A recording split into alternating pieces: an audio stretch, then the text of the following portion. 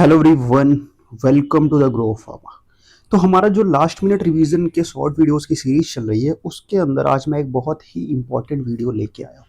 देखो, आज मैं बात करूंगा पैथोफिजियोलॉजी के इंपॉर्टेंट टर्मिनोलॉजीज के बारे में। देखो, एक ये माइनर सब्जेक्ट है, इसको स्टूडेंट्स ऑफन स्किप कर देते हैं, कोई दिक्कत नहीं है। एक से दो क्वेश्चन आता है और उसमें भी जो सबसे ज़्यादा प्रोबेबिलिटी होती है जहाँ से क्वेश्चन आने की वो कहाँ से है, इसकी बेसिक जो टर्मिनोलॉजीज है उससे सबसे ज़्यादा क्वेश्चन आने के चांसेस रहते हैं। लाइक उस टर्मिनोलॉजी को एग्जाम में बहुत बार पूछा जाता है। तो आज के इस वीडियो में हम लोग वही बात करेंगे। आ जाओ फटाफट से वीडियो को स्टार्ट करते हैं। तो सबसे पहले जो आ रही है अपने पास वो क्या आ रही है?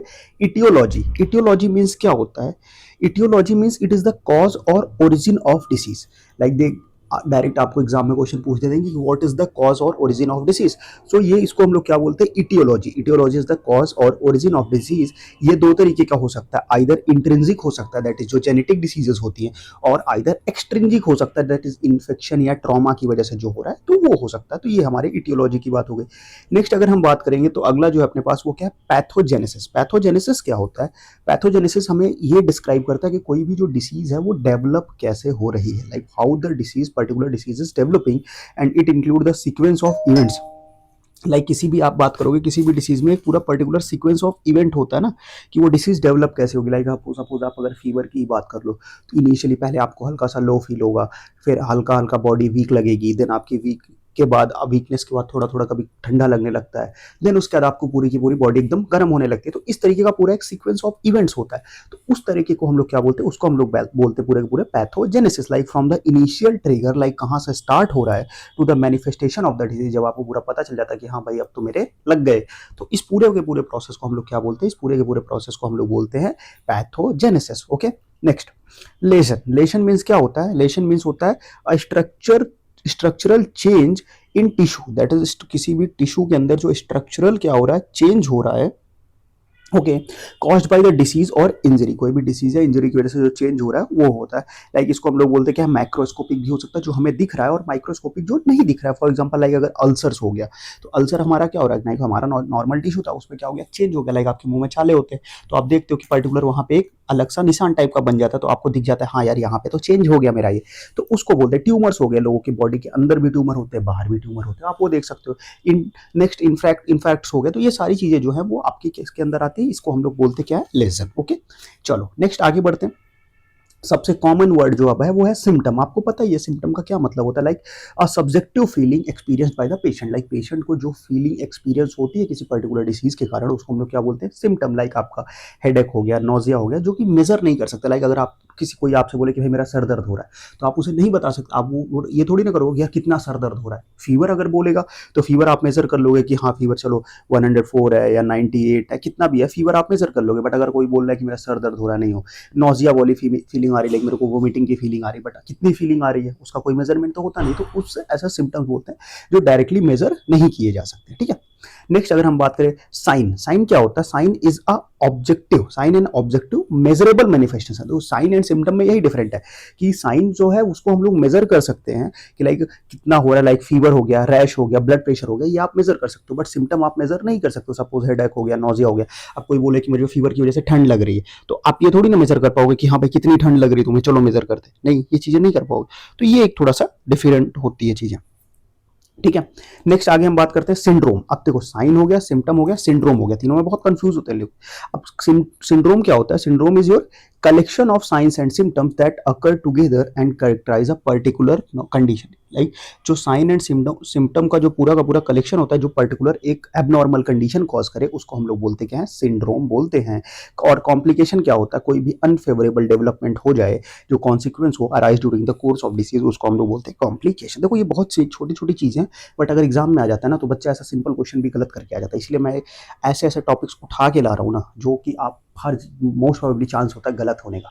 तो इसीलिए ये सारे वीडियोस जो लास्ट में मैं करा रहा हूँ ना, आप मैं बोलूँगा आप 2x पे देख लो, कैसे भी देख लो, बस एक बार देख के चले जाना। ठीक है, और कई लोग मेरे को कमेंट सेक्शन में सजेशंस भी दे रहे हैं नए नए वीडियोस का, तो मैं वो वीडियोस भी लेके आऊँगा। लाइक अभी मेरे को एक दो सजेशंस मिले, disease and drug of choice मैंने कर दिया है, then disease of positive agent का मिला है, देन मेरे को सेलुलर उसका मिला है, फार्माकोग्नोसी में जो पाथवेज हैं उनके लिए मिला है, तो मैं वो एक वीडियो लेके आऊँगा। तो ऐसे कई कई सजेशंस मेरे को मिल रहे हैं और मैं उन पे वीडियोस लेके आऊँगा। तो अगर आपको भी चाहिए कोई कि हाँ कि मेरे को सजेशन वो हो तो मेरे को बता देना, तो मैं उस पर भी वीडियो बना दूंगा, ठीक है। नेक्स्ट अगर हम बात करते हैं सेलुलर अडॉप्टेशन, लाइक हमारी सेल्स जो है वो अडॉप्ट करती है डिफरेंट फॉर्म्स को, उसको हम लोग क्या बोलते हैं। सबसे पहले आता है एट्रोपी।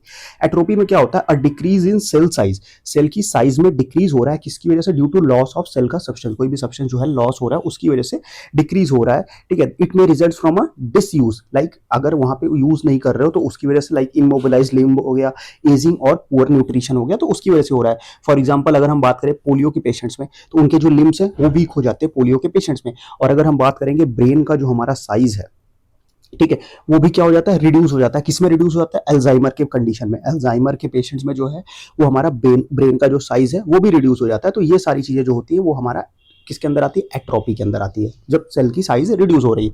नेक्स्ट आता है अपने पास क्या, हाइपरट्रॉफी। हाइपरट्रॉफी में क्या होता है, an increase in cell size, cell size में क्या हो रहा है, यहाँ पे इंक्रीज हो रहा है, leading to enlarge organs, like organ को इनलार्ज हो रहा है, like left ventricular hypertrophy due to chronic hypertension. Chronic hypertension की वजह से लेफ्ट वेंट्रिकुलर हाइपरट्रॉफी देखने को मिलती है, ठीक है। नेक्स्ट अगर हम बात करें कि यूट्रस की साइज, जब अगर प्रेगनेंसी के टाइम पे देखोगे तो प्रेगनेंसी के टाइम पे क्या होता है, यूट्रस की जो साइज है वो बढ़ जाती है, यूट्रस बढ़ जाता है। तो ये हमारा किसके एग्जाम्पल है, ये हाइपरट्रॉफी का एग्जाम्पल, और ये क्वेश्चन पूछा गया which is the example of hypertrophy, तो इसलिए मैं करा रहा हूँ।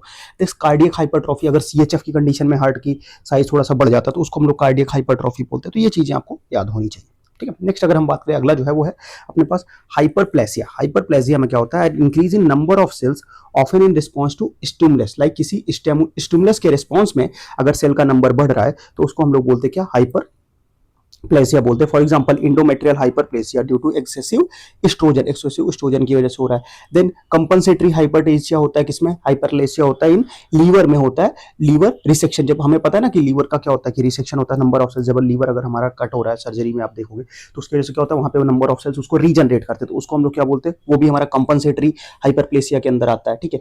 तो ये चीजें आपको पता होनी चाहिए, ठीक है। चलो नेक्स्ट आगे हम बात करते हैं, अगला जो अपने पास है सेम सेलुलर अडॉप्टेशन के अंदर ही आता है अपने पास मेटाप्लेजिया। मेटाप्लेजिया में क्या आता है कि हमारा a reversible change from one cell type to another cell type, like एक सेल का टाइप है और दूसरे टाइप में कन्वर्ट हो रहा है, तो उसको हम लोग बोलते हैं क्या है, metaplasia. And it is seen in chronic smoker where columnar epithelium in bronchi change to squamous epithelium, like जो हमारा जो बहुत ज्यादा स्मोकर्स होते हैं, बहुत ज्यादा स्मोक जो करते हैं, उनमें क्या होता है, उनका जो कॉलमनर एपिथेलियम है वो किस में कन्वर्ट हो जाता है, वो स्क्वेमस एपिथेलियम में कन्वर्ट हो जाता है, किसमें, सिगरेट स्मोकर्स में। तो ये पता होना चाहिए।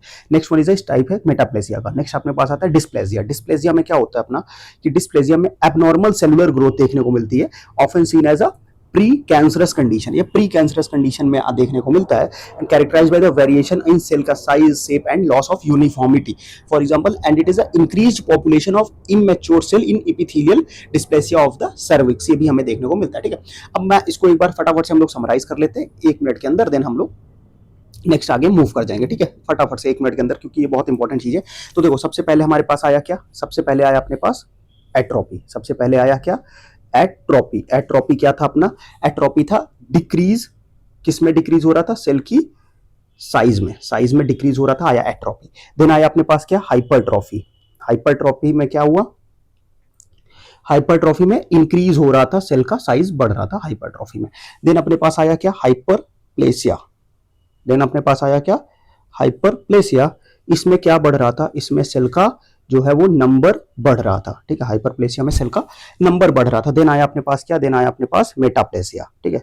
मेटाप्लेसिया में क्या हो रहा था, मेटाप्लेसिया में one to another type cell का कन्वर्जन देखने को मिल रहा था। और लास्ट जो अपने पास आया था, लास्ट कौन सा था अपने पास, लास्ट अपने पास था डिस्प्लेसिया। लास्ट अपने पास था डिस्प्लेसिया, और डिस्प्लेसिया में क्या हो रहा था, एबनॉर्मल टाइप ऑफ सेल का डेवलपमेंट हो रहा था, सेल एबनॉर्मल सेल का डेवलपमेंट हो रहा था, ठीक है। तो आई होप आप समझ में आ गया होगा चीजों को, तो इसी तरह से इसको याद रखेंगे हम, ठीक है। चलो नेक्स्ट आगे बात करते हैं, अगला जो है अपने पास वो क्या है, एनाप्लेजिया। अब एनाप्लेजिया क्या होता है, morphological and functional bites of a mature cell, ठीक है। जो मैच्योर सेल है, मॉर्फोलॉजिकल और फंक्शनल अल्टरेशन आप बोल सकते हो या बाइट्स बोलते हो, अल्टरेशन ऑफ मैच्योर सेल, उसमें जो अल्टरेशन हो रहा है, मॉर्फोलॉजिकल और फंक्शनल अल्टरेशन याद रखो।